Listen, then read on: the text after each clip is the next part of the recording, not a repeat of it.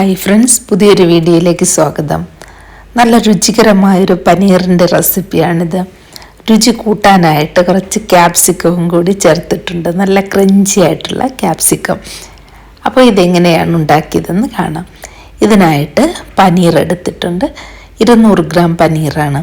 ഇത് കുറച്ച് കൂടുതലുണ്ടായിരുന്നത് കൊണ്ട് പകുതി പനീർ നന്നായിട്ട് പൊതിഞ്ഞ് വെള്ളം മുങ്ങിക്കിടക്കുന്ന രീതിയിൽ വെച്ച് ഫ്രിഡ്ജിൽ സൂക്ഷിക്കാം. ഇതേപോലെ തന്നെ ഫ്രഷ് ആയിട്ടിരിക്കും. ഈ പനീറിനെ ചെറിയ ചെറിയ പീസുകളാക്കി മുറിച്ച് വയ്ക്കാം. ഓരോരുത്തരുടെ ഇഷ്ടമനുസരിച്ച് ഏത് ഷേപ്പിലാണോ മുറിച്ചെടുക്കാം. അതുപോലെ കുറച്ച് ക്യാപ്സിക്കവും എടുത്തിട്ടുണ്ട്. നല്ല ക്രഞ്ചി ആയിട്ടുള്ള ക്യാപ്സിക്കമാണ്, നല്ല ഫ്രഷ് ക്യാപ്സിക്കം. ഇതിനെയും സ്ക്വയർ പീസാക്കി കട്ട് ചെയ്തെടുക്കാം. ചാനൽ ഇതുവരെ സബ്സ്ക്രൈബ് ചെയ്തിട്ടില്ലെങ്കിൽ ഒന്ന് സബ്സ്ക്രൈബ് ചെയ്തേക്കണേ. അപ്പോൾ ഇവിടെ പനീറും ക്യാപ്സിക്കവും റെഡി ആയിട്ടുണ്ട്. കുറച്ച് കാഷ്യൂനട്ട് എടുത്തിട്ടുണ്ട്. അത് കുറച്ച് ചൂടുവെള്ളത്തിൽ കുതിർക്കാനായിട്ട് വയ്ക്കാം.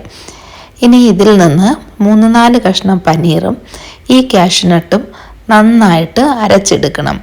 ഈ കുതിർത്ത വെള്ളം തന്നെ അല്പം ഒഴിച്ച് നല്ല മഷി പോലെ അരച്ചെടുക്കാം. ഇതാണ് ഇതിൻ്റെ ഗ്രേവി. ഈ പനീർ കറിയിൽ വെളുത്തുള്ളിയും ഉള്ളിയും തക്കാളിയും ഒന്നും ചേർക്കുന്നില്ല. പനീർ ഫ്രൈ ചെയ്യാനായിട്ട് 1 ടേബിൾ സ്പൂൺ നെയ്യ് എടുക്കാം. നെയ്യിലാണ് കൂടുതൽ ടേസ്റ്റ്. ഇതിനെ നമുക്കൊന്ന് ഫ്രൈ ചെയ്തെടുക്കാം.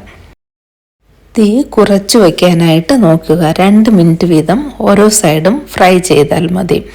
ഇത് ഫ്രൈ ചെയ്തെടുക്കുമ്പോൾ അല്പം റബ്ബർ പോലെ ആയിപ്പോവും. അത് മാറ്റാനായിട്ട് നമ്മൾ കുറച്ച് നല്ല ചൂടുവെള്ളമെടുത്ത് അല്പം ഉപ്പ് ചേർത്ത് വയ്ക്കാം. ഇപ്പോൾ പനീർ റെഡി ആയിട്ടുണ്ട്. ഇതിനി നമുക്ക് ഈ ചൂടുവെള്ളത്തിലോട്ട് കോരിയിടാം. അങ്ങനെ ചെയ്യുമ്പോൾ ഈ പനീർ നല്ല സോഫ്റ്റായിട്ട് തന്നെ ഇരിക്കും.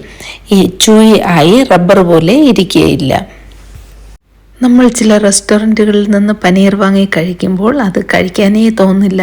റബ്ബർ പോലെ ചൂയായിട്ടിരിക്കും. അത് ഒഴിവാക്കാനായിട്ട് ഈ രീതിയിൽ ചെയ്താൽ മതി. ഞാൻ അതേ പാൻ തന്നെയാണ് ഉപയോഗിക്കുന്നത്.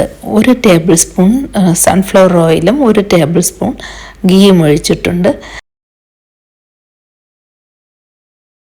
ഇതിൽ 1/2 ടീസ്പൂൺ ജീരകം, 4 ഏലക്ക, 4 ഗ്രാമ്പൂ, 2 കഷ്ണം പട്ട, 1 ബേ ലീഫ്, 10-12 കുരുമുളക് കൂടി ചേർത്തിട്ടുണ്ട്. ഇതൊന്ന് ഫ്രൈ ആയതിനു ശേഷം 1 ടീസ്പൂൺ ഇഞ്ചി ഗ്രേറ്റ് ചെയ്തത് ചേർക്കാം. ഇഞ്ചിയുടെ പച്ചമണം മാറുന്നത് വരെ ഒന്ന് ഫ്രൈ ചെയ്തെടുക്കാം. 1 പച്ചമുളക് കൂടി ചേർക്കാം. ഇനി ഇതിൽ നേരത്തെ പേസ്റ്റ് ചെയ്ത് വെച്ച കാഷ്യൂ പനീർ പേസ്റ്റ് ചേർക്കാം. മിക്സിയുടെ ജാറിൽ കുറച്ച് വെള്ളം ചേർത്ത് അതും കൂടി മിക്സ് ചെയ്ത് ഇതിലോട്ട് ഒഴിക്കാം. എന്നിട്ടിത് നല്ലതുപോലെ ഒന്ന് വഴറ്റി കൊടുക്കണം. തീ കുറച്ച് വെച്ച് വഴറ്റണം. അടിയിൽ പിടിക്കും. അതുകൊണ്ട് കണ്ടിന്യൂസ് ആയിട്ട് ഇളക്കിക്കൊണ്ടിരിക്കണം. ഈ പനീർ റെസിപ്പിയിൽ നമ്മൾ സവാളയോ വെളുത്തുള്ളിയോ ടൊമാറ്റോയോ ഒന്നും തന്നെ ചേർക്കുന്നില്ല. അപ്പോൾ ഇത് കുറച്ച് തിക്കാക്കാൻ വേണ്ടി ഇതിൽ കുറച്ച് തൈര് കൂടി ചേർക്കാം. തൈര് നമ്മൾ പുളിയില്ലാത്തതായി എടുക്കാനായിട്ട് ശ്രദ്ധിക്കണം. അതുപോലെ കുറച്ച് കട്ടിയായിട്ടുള്ള തൈര് ചേർക്കാം. 1/2 കപ്പ് തൈരെടുത്ത് ഒന്ന് ഉടച്ച് വയ്ക്കാം. ഇപ്പോഴേക്കും ഈ കാഷ്യൂ പേസ്റ്റ് നല്ല കുറുകി വന്നിട്ടുണ്ട്. ഇനി ഇതിൽ നമുക്ക് തൈര് ചേർക്കാം. തൈര് ചേർത്ത് 1-2 മിനിറ്റ് ഒന്ന് ഇളക്കി കൊടുത്താൽ മതി. ലോ ഫ്ലെയിമിൽ ഇളക്കി കൊടുക്കണം. ഈ പനീറിൻ്റെ കറി സാധാരണയായിട്ട് കാശ്മീരികളാണ് കൂടുതലായിട്ട് ഉണ്ടാക്കുന്നത്. ഇനി ഇതിൽ ടേസ്റ്റ് അനുസരിച്ച് ഉപ്പ് ചേർക്കാം. ഞാൻ 1 ടീസ്പൂൺ ഉപ്പ് ചേർത്തു. നന്നായിട്ടൊന്ന് ഇളക്കി കൊടുക്കാം. 1-2 മിനിറ്റ് ഇളക്കി എണ്ണ തെളിഞ്ഞ് വരുമ്പോഴേക്കും പനീർ ചേർക്കാം. പനീർ ചേർത്തിട്ട് 1-2 മിനിറ്റ് വീണ്ടും ഒന്ന് ഇളക്കി കൊടുക്കുക ലോ ഫ്ലെയിമിൽ. ഇതിൽ നമ്മൾ മുളകൊന്നും ചേർത്തിട്ടില്ലല്ലോ. ഇനി 1 ടീസ്പൂൺ ചില്ലി ഫ്ലേക്സ് ചേർക്കാം. ചില്ലി ഫ്ലേക്സിൻ്റെ എരിയാണ് ഇതിലുള്ളത്. പെപ്പർ ചേർത്തിട്ടുണ്ടെങ്കിലും അത് മുഴുവനായിട്ടാണ് ചേർത്തിട്ടുള്ളത്. തീ കുറച്ച് വെച്ച ശേഷം മറ്റൊരു പാനിലേക്ക് 1 ടീസ്പൂൺ എണ്ണ ഒഴിക്കാം. എണ്ണ ചൂടാകുമ്പോഴേക്ക് നേരത്തെ കട്ട് ചെയ്ത് വെച്ച ക്യാപ്സിക്കവും ജിഞ്ചർ ജൂലിയനും കൂടി ചേർക്കാം. ഇത് നല്ല ഹൈ ഫ്ലെയിമിൽ 2 മിനിറ്റ് ഒന്ന് വഴറ്റിയെടുക്കാം. ക്യാപ്സിക്കത്തിന് ആവശ്യമായിട്ടുള്ള ഉപ്പ് ചേർക്കാം. ഞാനിവിടെ 1/2 ടീസ്പൂൺ ഉപ്പാണ് ചേർത്തത്. ഇനി ഇതിൽ 1/2 ടീസ്പൂൺ കുരുമുളക് പൊടിയും കൂടി ചേർക്കാം. എന്നിട്ടിത് ഒന്ന് മിക്സ് ചെയ്തതിന് ശേഷം ഈ പനീറിലോട്ട് ചേർക്കാം. ക്യാപ്സിക്കം നല്ല ക്രഞ്ചി ആയിട്ടാണ് ഇരിക്കുന്നത്, ഒട്ടും തന്നെ വെന്തിട്ടില്ല. ഇനി ഇത് ജസ്റ്റ് ഒന്ന് മിക്സ് ചെയ്ത് കൊടുത്താൽ മാത്രം മതി.